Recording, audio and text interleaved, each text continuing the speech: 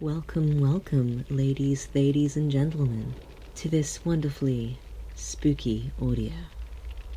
Whilst this is not a character audio or anything like that, not an ASMR roleplay or anything, it is the start of a little series that I want to keep going. Now, you'll see that one of my first videos, I believe my first public video on this channel, is me reading a story from Reddit nosleep. And obviously, not many views, not many people paying attention to that one, understandably. I just kind of posted it for the shits and giggles. But I would like that to be a little series that I have in between my roleplay ASMR videos. I personally really quite enjoy reading stories from Reddit nosleep and the creepypasta kind of things. Some of them can be quite lame, however I do still enjoy them. They're a bit of fun and a bit of a spook, and I figured what better day to kick off the whole series than Friday the 13th. Sadly, this story has nothing to do with Friday the 13th because the only one I could find was kind of lame. I am so sorry, but I do hope you enjoy this one. Alright, without further ado, lay back, relax, get a cozy drink, and I hope you enjoy.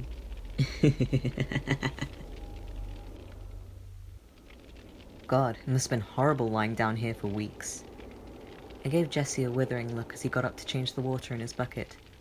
When he saw that both Mrs. Janners and I were sharing an uncomfortable silence, he tried to act as if nothing had happened, but the effort was clumsy. "I'd bought him a mobile phone," the older woman had said, her voice mousy and tired. "He just wouldn't keep the damn thing on him. If he had perhaps—" "No need to explain," I replied. "It's just, I tried to see him whenever I could, but he wasn't a nice—" "You don't owe anyone an explanation," I said, trying my best to appear empathetic and non-judgmental. "We're just here to clean up and help out.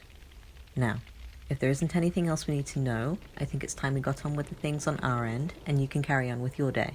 "Oh," she said as I took her by the arm and started walking her out of the room. "Oh, there is one more thing." She turned from me and walked towards a small cupboard door beneath the stairs. "There's a small basement down here where he's got a few more things boxed up. Look, the key's just in the lock ready, so—" She opened the door and gestured downwards. "It's awfully dark, so if you haven't brought any torches, I can—" "Oh, don't worry about that. We bring plenty of light in case anything happens with the electrics," I said. "We'll make sure to clean the basement out. Is there anything in particular down there you might want to keep?" "If you find any photos, can you put them aside?" "Of course." I smiled before taking her to the door and saying my goodbyes. After she left, I went back and looked down the tiny basement stairway and made a mental note of when and how it would be best to approach that part of the job. I found Jesse in the downstairs bedroom, where he was still on his hands and knees scrubbing away the faintly human-shaped stain on the floor.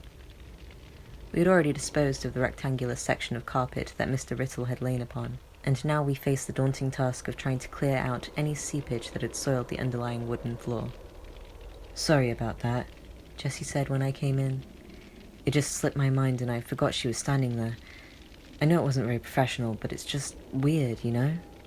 "It's all right," I said, running dusty hands through my hair. "Just be careful. If she hadn't already paid us a deposit, that could have cost us the gig."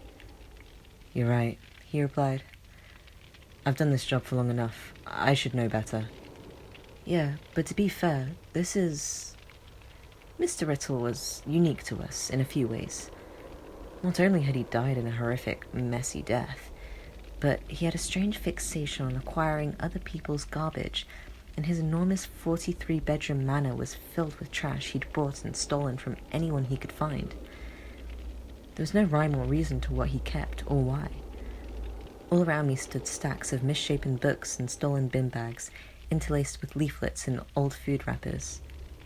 Looking to my left, I saw a bent and rusty nail framed with the Roman numerals CLXXIX engraved in the wood, while on my right was a small cluster of toenails arranged in descending of thickness. "This is really something else," I said, finally finishing my sentence. When are the others arriving? Penny texted me 15 minutes ago to say they were on their way, but Jay's still on holiday. Jessie replied, standing up to change the bucket once again. Walking over, I took a long look at the stain, pausing briefly to kneel down and examine a slight pitting in the floor, almost as if I'd jabbed the wooden floorboards with a knife over and over. Seeing me fixated on the floor, Jessie returned and said, "Yeah, it's slow progress." "Aye," I agreed. "But still, progress. Keep at it." I unearthed the first painting behind a pile of laundry as tall as a man. The sodden, mouldy clothes had rotted so much of the canvas, spoiling the painting until it looked like a psychedelic nightmare. Despite the coverage, or perhaps because of it, the subject looked all the more haunting. It was a church, the outline dissolving into a shadow-black mould. Alone, standing unusually tall by the front door, was the figure of a barely visible man painted blacker than black, glistening through the canvas like liquid obsidian. The paint looked so fresh as to be wet, and I hesitated and stopped myself before I touched it out of mindless curiosity. Holding it, I suddenly felt watched in the cramped confines of the towering filth. I turned to check the doorway behind me, and for some reason I frightened myself by imagining the painted man standing in the corridor.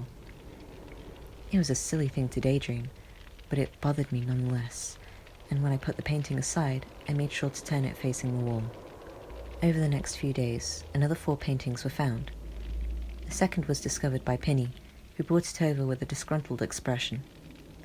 While he was usually untalkative, something about his silence on this occasion struck me as somber and depressed.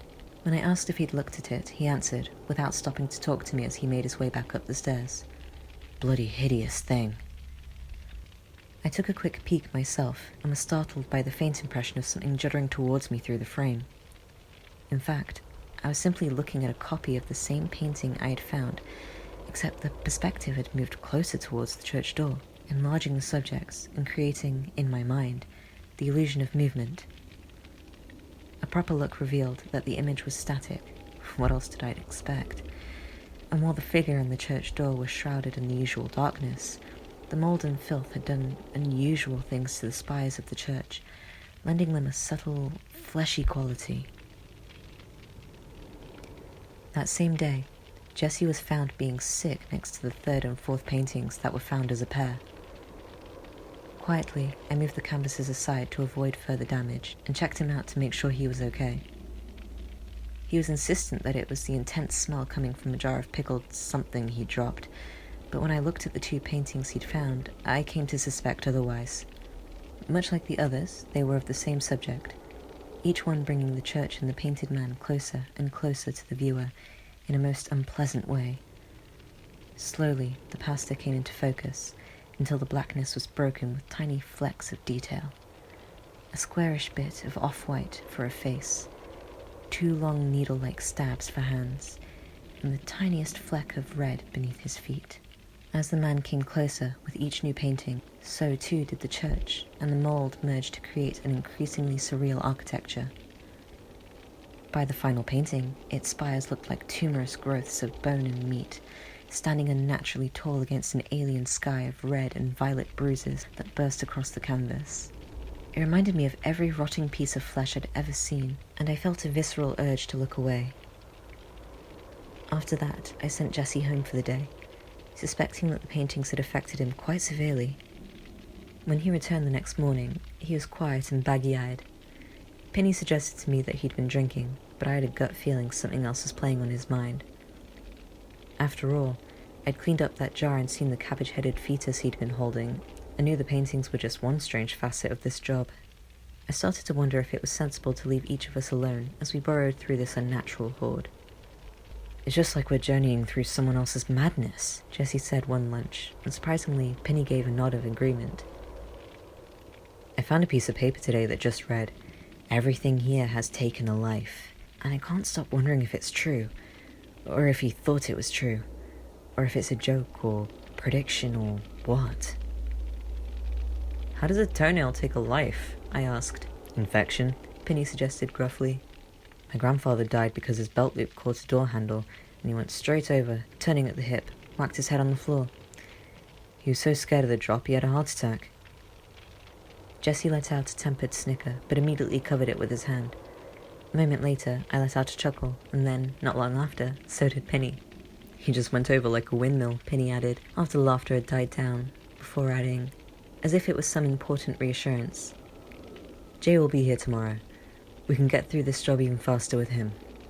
Something about the absurdity of that lunch had calmed me down, and I returned to work feeling a little more grounded. Except, bad luck would have it that barely an hour after our conversation, I found the 5th painting. At first, I tried not to look at it, but I couldn't help myself. I put it against the wall and continued working, but my every movement felt watched. I could feel it there, behind me. Every time I bent down to grab something off the floor, some instinctual alarm went off, and I would snap up to alert, as if expecting something to... I don't know. It felt like a kid taking a long walk home as the sun was setting on a winter afternoon, briskly moving between each streetlight, terrified that something would snatch me from the shadows in between. After I nearly dropped a whole box of milk bottles, I was forced to admit that I was letting my imagination get the better of me, and I finally leaned the painting back to get a good look at it. As I did, the light from above fell across it in one smooth movement, the shadow withdrawing like a pulled curtain, and I swear that figure shuddered out of the background and right up to the very front of the painting, his whole face taking up the window of the canvas. I cried out, let go of the frame, and it fell backwards with the thud of a church bell. The pastor's face was leering up at me, a strange impression of a misshapen, milky head, framed by a sturdy brimmed black hat, the face devoid of any real detail, as if seen through a cataract, and yet it radiated hate, a pencil-thin mouth, sneering at me through the incohesive brushstrokes. I was shaking when I pulled it back up, and much to my shame, I later asked a passing Jessie to take it down to the others because I was too busy. I couldn't quite bring myself to touch it again, not after I noticed the wet paint against the wall where it had been leaning.